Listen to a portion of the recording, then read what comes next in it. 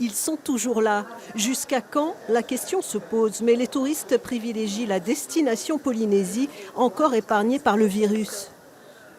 Il y a quelques ports qui sont fermés aux paquebots, comme les Samoa ou un autre. Mais non, ça va. C'est un magnifique pays à visiter ici. Je suis très heureuse d'être là.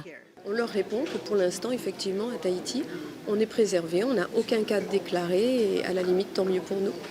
Ça veut dire que Tahiti reste une Une destination privilégiée et tant mieux. Je veux dire, on va pas. J'ai souvenance de ce qui s'était passé pour le Zika et pour le chikungunya. Aujourd'hui, on n'est pas dans les mêmes circonstances en fait. Témoignage encourageant. Pourtant, côté chiffre d'affaires, les grands hôtels accusent le coup. 12% d'annulation sur le volume global de la chaîne intercontinentale. Le marché asiatique est le plus affecté et le pire reste à venir. On a un impact dramatique sur le marché asiatique qui aujourd'hui est à peu près à 80% de moins que l'année dernière à la même période.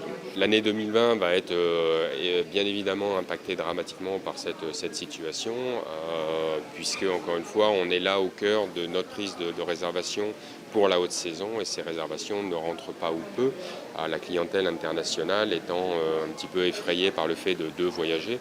La petite hôtellerie semble peu touchée par le phénomène. Dans cette auberge de jeunesse, la trentaine de clients quotidiens ne diminue pas. Aucune annulation n'est enregistrée. Pas vraiment de baisse de fréquentation de nos clients. Des fois, il y a des problèmes, mais c'est que des reports sur les jours. C'est pas vraiment des annulations. Je pense que tout va encore bien.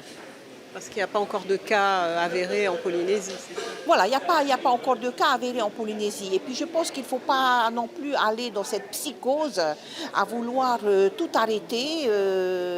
On entend tellement de choses qui nous font peur. Donc il faut arrêter également de faire peur pour rien en fait. Pas de panique, mais l'avenir du tourisme reste incertain si la Polynésie venait à annoncer ses premiers cas de Covid-19.